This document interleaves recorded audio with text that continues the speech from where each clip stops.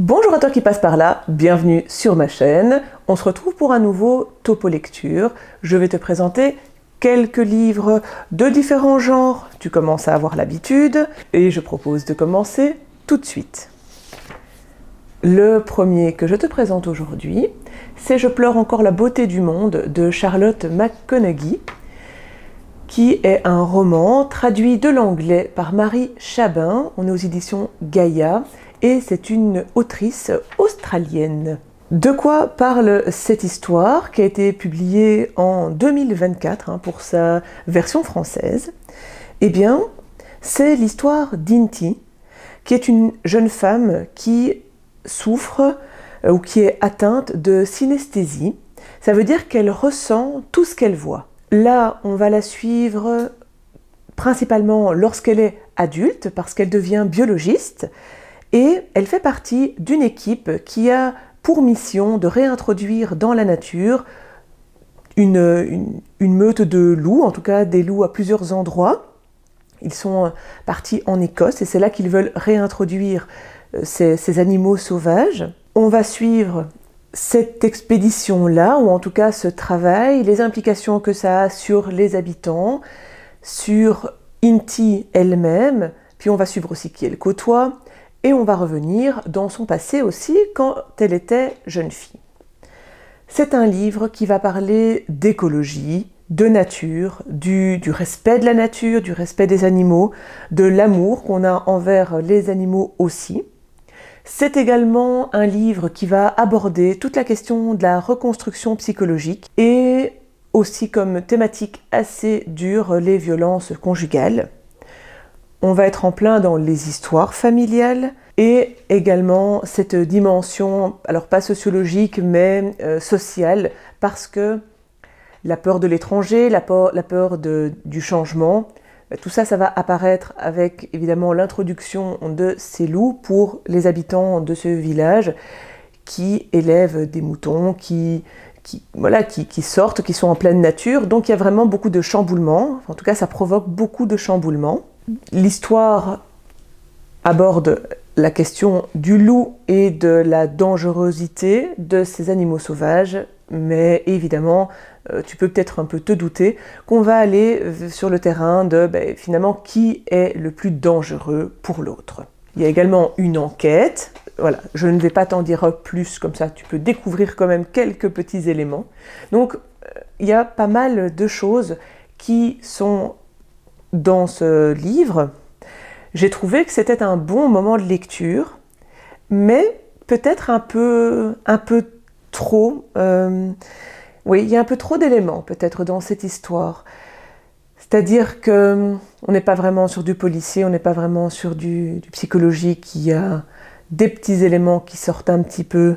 Oui, je ne sais pas comment le qualifier parce que généralement j'aime beaucoup quand il y a plein de mélanges de genres.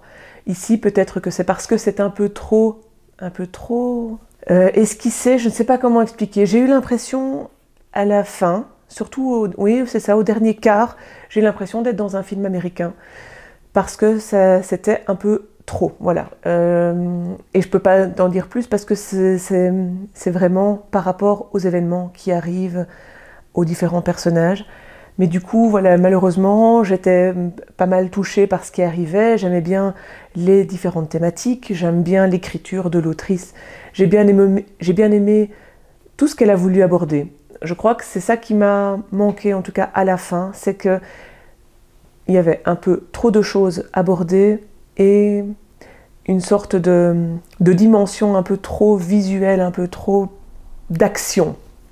Voilà, donc c'est dommage juste pour ça, parce que je t'ai bien embarqué et ça n'a pas été un coup de cœur pour les raisons que j'ai mentionnées juste avant, mais sinon c'est un ouvrage que j'ai beaucoup aimé découvrir et je remercie Annabelle puisque c'est un cadeau qu'elle m'a fait. Donc merci à elle, je comprends ce qu'on lui trouve de positif. Voilà, moi ça n'a pas été le coup de cœur, mais bonne lecture. Ensuite, ce sont des lectures d'avril, donc on reste avec la thématique aussi d'avril autour de la SF. J'ai enchaîné avec La mort de la Terre, qui est un ouvrage de science-fiction écrit par J.H. Rossny Aîné. On est aux éditions Espace Nord.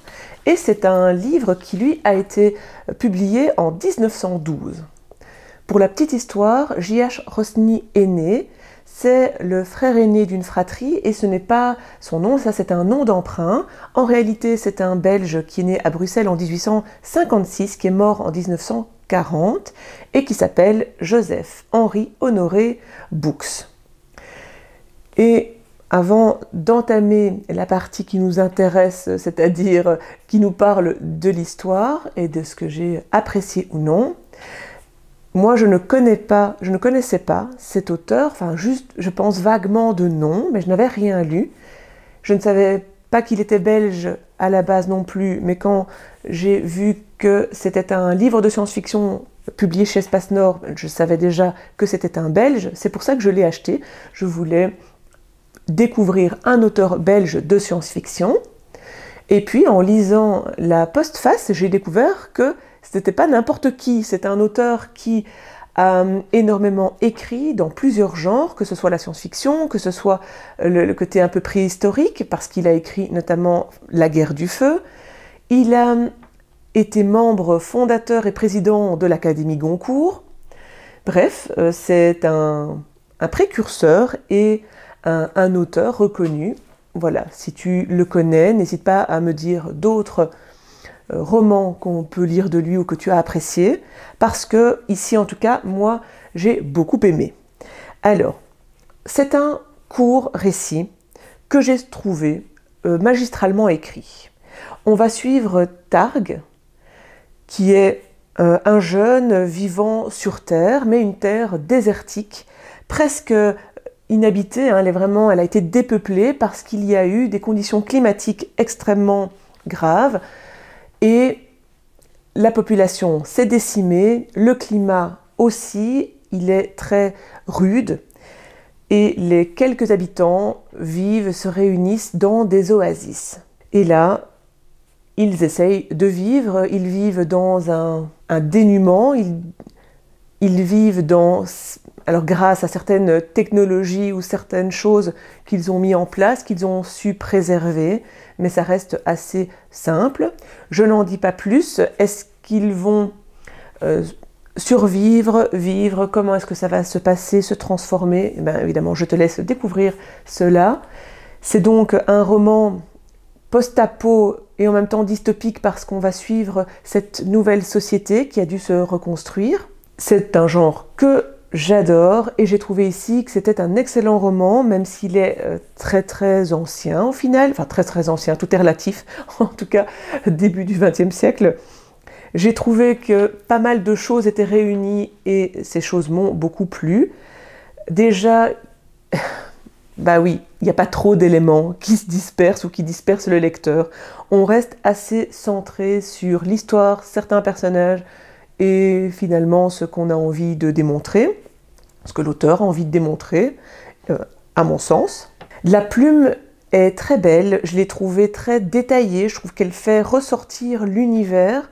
D'ailleurs, cet univers est bien expliqué, mais juste ce qu'il faut, c'est-à-dire qu'on arrive à s'imprégner, on arrive à visualiser, mais on n'en fait pas trop, Et puis bon, comme c'est assez désertique, il n'y a pas grand-chose à en dire, donc c'est vraiment l'idéal parce qu'il y a juste ce qu'il faut. Il y a pas mal d'aventures aussi dans ce récit, et puis on a des enjeux personnels parce que, vu ce qu'ils vivent, eh bien évidemment, on ne sait pas s'ils vont s'en sortir.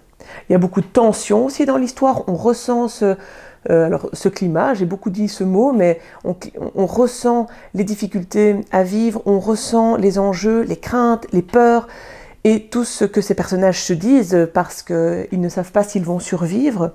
Il y a aussi pas mal d'aspects politiques par rapport à certains choix éthiques qui sont faits, comment est-ce qu'ils doivent faire des choix. Il y a des questions morales, beaucoup aussi. On va retrouver beaucoup de questionnements par rapport à la mort, par rapport aux attitudes face à la mort, face à la vie, aux autres, aux différents choix, comme je l'ai dit. Pour 1912, les femmes sont quand même mises ici, alors pas au premier plan parce que c'est Targ qui est au premier plan, mais il y a des personnages féminins qui sont importants.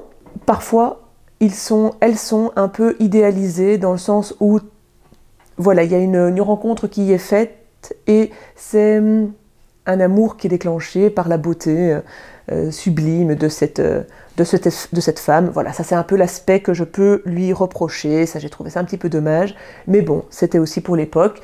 Voilà, il n'y avait pas de stéréotypes ou enfin, c'était pas dérangeant, mais j'ai trouvé que cet aspect-là, c'était de nouveau réduire la femme à la beauté. Voilà, il ne reste pas moins que c'est un ouvrage vraiment que j'ai trouvé très très bien écrit, très bien construit. J'ai bien aimé les idées qu'il voulait véhiculer et ce qu'il a mis en avant dans cette histoire. Donc pour moi, ici, dans le genre en tout cas, c'est un texte à découvrir et je suis très contente d'être tombée dessus. Dans le roman qui suit, j'ai fait d'une pierre deux coups puisque c'est un ouvrage de science-fiction et c'est un ouvrage, en tout cas une autrice, que je voulais découvrir dans le cadre des 12 autrices de science-fiction.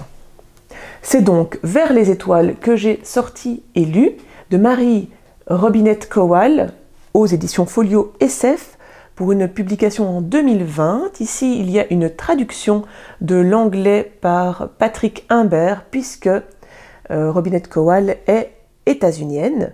C'est ici le premier tome d'une trilogie et ce roman de science-fiction va nous raconter un tournant dans la vie d'Elma et de plusieurs autres personnes, puisqu'une météorite en 1952 s'est écrasée près de Washington, et non seulement cette météorite va causer pas mal de morts, mais en plus elle va engendrer un dérèglement climatique. Tu vas me dire, ça ne m'éloigne pas trop du livre précédent. En effet, je pense que c'est une thématique qui me plaît bien. Voilà, tu en tireras ce que tu veux, mais moi j'ai l'impression que j'aime bien. Donc, Elma et son mari, ils sont scientifiques dans les branches, l'un de la physique, l'autre il est ingénieur civil, il me semble, mais comme ils ont plusieurs masters ou plusieurs doctorats, voilà, ils enchaînent un peu les matières. En tout cas, ce sont deux brillants scientifiques. Cette destruction et cet écrasement de la météorite va faire en sorte, ou va provoquer en tout cas, le fait que Elma et son mari vont travailler, alors vont être recueillis dans une base militaire et puis finalement vont travailler et contribuer à une mission de haut vol puisqu'ils vont devoir créer des fusées et voilà, peut-être faire partie de colonies dans l'espace, vu que la Terre, eh bien, a priori, ne sera bientôt plus habitable. En tout cas, c'est une supposition. J'ai trouvé dans ce livre que la partie SF était présente, mais assez légère. On est dans l'aspect du lancement des fusées, on est aussi avec la présence de l'homme un peu plus tôt dans l'espace. On va se centrer plutôt dans cet ouvrage sur le rôle d'Elma, sur la personnalité d'Elma et et son entourage. Il y a par contre une part belle faite aux femmes parce que le cœur du récit, c'est le rôle des femmes, les fonctions de celles-ci, parce que Elma essaye de changer les choses et lutte, combat pour que les femmes puissent avoir une autre place que celle qu'on leur prédestine. Donc c'est vraiment un livre sur ça. Si je devais résumer, pour moi c'est un livre sur un des combats de femmes menés par des femmes. C'est un livre divertissant. Il se lit tout seul, je le vois bien adapté au cinéma. La relation entre Elma et son mari est un petit peu idéalisée, c'est un peu trop beau pour être vrai. Elle passe certaines épreuves, mais sans qu'il y ait de réels enjeux. C'est un peu prévisible, je trouve, et il n'y a pas beaucoup de tension. Ce que j'ai apprécié quand même, c'est qu'il y a pas mal de petits faits inspirés de faits réels, comme l'utilisation des femmes pilotes pendant la guerre. Voilà, les personnages sont sympas, il n'y a pas vraiment de fausses notes. J'ai aimé, mais ce n'est pas un waouh, mais c'est une bonne lecture pour moi. Ensuite, j'ai lu un policier avec Au paradis je demeure d'Attica Locke, qui est son deuxième tome de la série Darren Matthews. On est aux éditions Folio Policier. Ça a été traduit de l'anglais par Anne Rabinovitch, puisque Attica Locke est états-unienne. C'est un ouvrage que j'ai acheté au Quai du Polar 2025, et donc j'ai aussi une dédicace de l'autrice. Et j'avais assisté à la base à une de ses conférences. C'est une autrice que je ne connaissais pas. J'avais apprécié l'engagement qu'elle avait et que je pensais qu'elle allait mettre dans ses romans. C'est pour ça que j'ai voulu tester son écriture et acheter un de ses livres. Donc ici, on va suivre Darren Matthews qui est Texas Ranger. Il va enquêter sur la direction... Il va enquêter, non pas sur la direction, mais sur la disparition d'un enfant de 9 ans. C'est un petit peu moins drôle. Alors, très vite, on apprend que Darren a un enjeu dans cette enquête parce que très vite, le personnel va se mêler aux professionnels. On va découvrir qu'il y a des liens entre certains personnages de ces différentes enquêtes. On est dans un contexte hyper dur. On retrouve bien l'engagement de l'autrice parce que ce Texas Ranger et certains habitants vont côtoyer en fait, la fraternité aryenne du Texas. Il y a donc du racisme qui sévit toujours et pour ne rien faciliter, Darren est noir. Donc voilà un peu les éléments principaux et ce que tu vas retrouver. Moi, j'ai beaucoup aimé ce roman, vraiment. Ce sont des personnages que j'ai trouvés très denses. On surfe toujours avec une question avec la question de en qui on peut avoir confiance, qui ment. Il y a beaucoup de questions de moralité aussi dans ce texte. Et puis, il y a eu des enquêtes dans une enquête. J'aime beaucoup ça. Ce sont des enquêtes qui se tiennent et qui évoluent en parallèle et puis qui s'entremêlent. Là aussi, j'ai trouvé que c'était bien construit.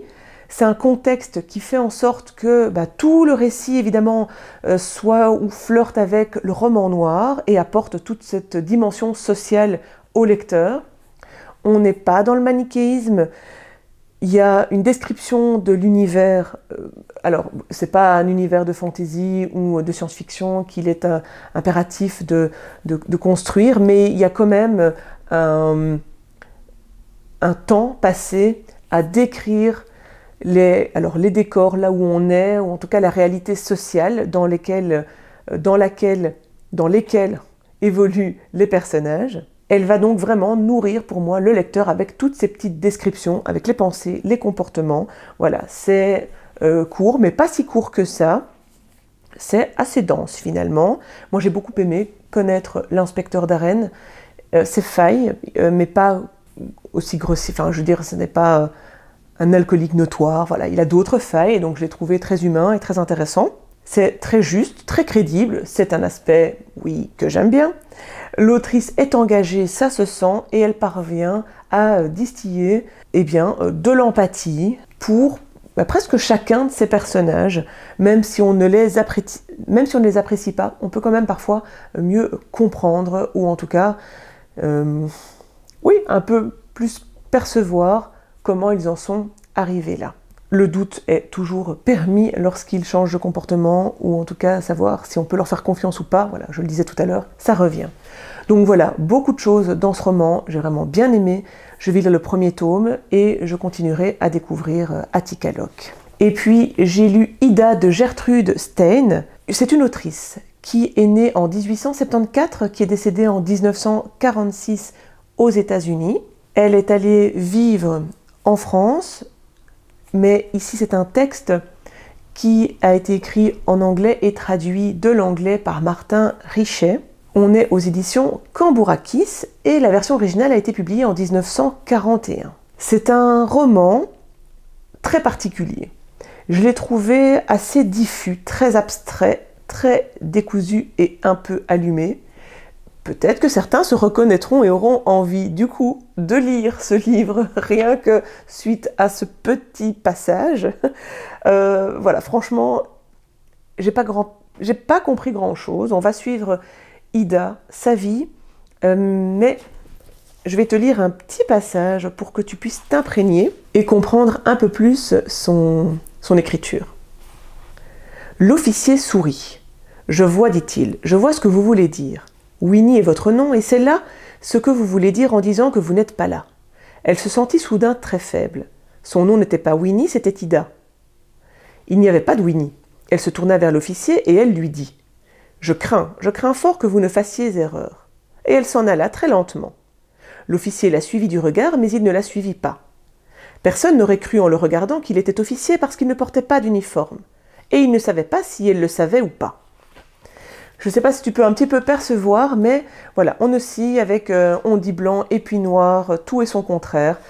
On a un récit qui n'est absolument pas linéaire. Il y a pas mal d'allers-retours, on sent un trouble de la personnalité, mais on ne le comprend pas très bien, c'est pas vraiment défini. Il n'y a pas vraiment d'affect dans le texte, c'est très assuré comme histoire, on est fort à distance. C'est une démarche qui m'a interpellée beaucoup. J'ai apprécié au départ, parce que j'aimais bien ce style, mais au final, je ne voyais pas où elle voulait m'emmener, et donc je ne comprenais pas le sens du texte. Voilà. Alors soit il n'y en avait pas, mais alors je n'aime pas quand il n'y a pas de sens, soit il y en avait un que je n'ai pas compris. Voilà. Si tu veux me décortiquer un peu plus Ida, n'hésite pas. Si tu l'as lu aussi et que tu l'as apprécié, eh bien, je serais très intéressée d'avoir ton avis. Ou à contrario, si tu n'as pas aimé, voilà, tu peux le dire aussi. Je me sentirais moins seule. Mais donc voilà, c'était très opaque et donc je suis très mitigée. J'ai pas fort aimé ma lecture.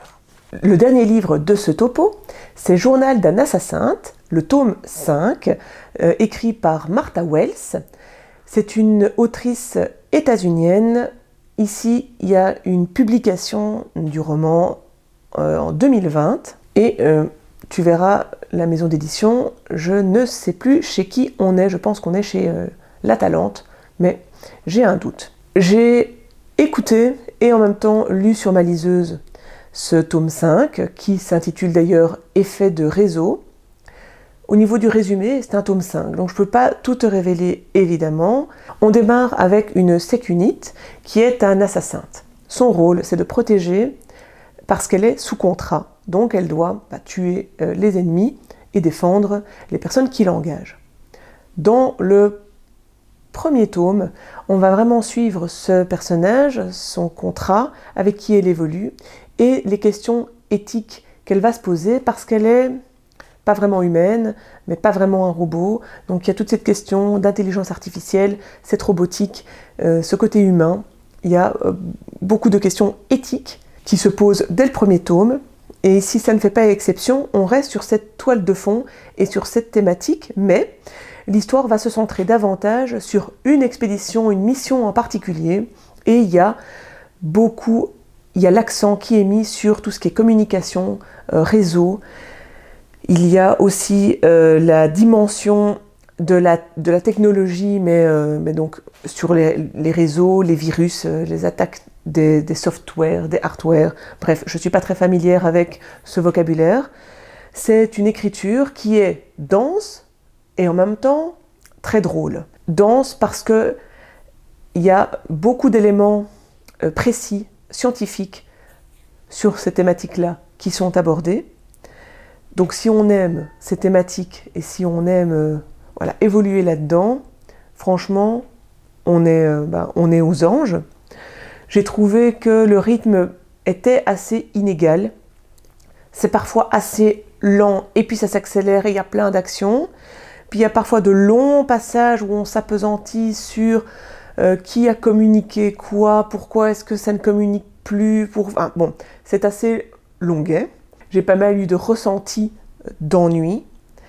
Si jamais on se déconcentre, on passe à côté de certaines choses, et donc il faut relire ou réécouter, on peut vraiment perdre le fil de l'histoire, alors qu'il y a quand même pas mal de rebondissements. Et puis, j'ai trouvé, ça c'est encore un autre point négatif, que parfois, en fait, c'était un peu long pour ce qu'on voulait raconter. Il y avait une histoire de base, et puis au niveau du déroulement, des actions, c'est comme si on faisait une sorte de boucle qui se répétait, parce que j'avais l'impression que lorsqu'un arc était fini, on en entamait un autre, mais qui était un petit peu dans la même vibe. Donc voilà, j'ai trouvé ça un peu redondant. Heureusement, il y a deux choses qui rattrapent clairement tout le texte. La première chose, c'est l'écriture qui est très très drôle. Le personnage principal est truculent. Elle va faire plein de réflexions, de petites piques. Il y a des petites réparties entre d'autres personnages qui sont vraiment, qui amènent plein de piquants au texte. Il y a plein alors pas de références, mais moi j'ai ressenti l'humour un petit peu aussi à la Donjon de Naheulbeuk. Et ça, c'est aussi parce que le lecteur a cette voix et cette intonation. Et donc j'ai vraiment adoré tous ces passages-là. Je trouve que ça, c'est vraiment, ça ressort fort en fait du texte, ce côté très drôle. Et puis le deuxième élément super positif, c'est le fond. Je trouve que Martha Wells écrit de manière intelligente, enfin ce qu'elle écrit est intelligent, ou en tout cas ce qu'elle veut montrer est assez fort. Il y a les dimensions éthiques qui sont fort présentes. Il y a tout ce qui est différence, libre arbitre. Il y a le fait d'oser exprimer ses sentiments, les individus qui peuvent changer grâce à la rencontre d'autres personnes, la peur de l'autre. Voilà, bref, beaucoup de choses qui sont aussi parsemées tout au long de l'histoire. On reste sur un personnage qui évolue tout au fil des tomes, et moi j'ai beaucoup apprécié ça. Voilà, c'est dommage que parfois ce soit un peu inégal et que finalement le tome soit un peu trop conséquent par rapport à ce qu'on voulait raconter. J'aurais préféré qu'il y ait quelques centaines de pages en moins. Je pense que là j'aurais bien plus apprécié. Voilà pour ce qui est de ce livre qui termine le topo. Et c'est également une lecture de science-fiction pour le mois d'avril. Oui, évidemment, tu vois ce topo bien plus tard, mais voilà, peu importe, du moment qu'on parle des lectures, quel que soit le timing de ces lectures, au moins là tu les as. J'espère que tu as passé un bon moment. Si tu veux soutenir la chaîne, n'hésite pas à partager, à t'abonner si ce n'est pas encore fait, à liker. Je ne le dis pas tout le temps, mais ça aide beaucoup la chaîne. Alors si tu es arrivé jusqu'ici, ben, c'est le principal. Merci à toi. N'hésite pas à me montrer avec un petit peut-être emoji lié à la science-fiction que tu es arrivé jusqu'ici. N'hésite pas à commenter ce que tu as envie. Moi, je t'attends toujours avec plaisir en commentaire. En attendant la prochaine vidéo, et bien évidemment, que le plaisir de lire soit avec toi.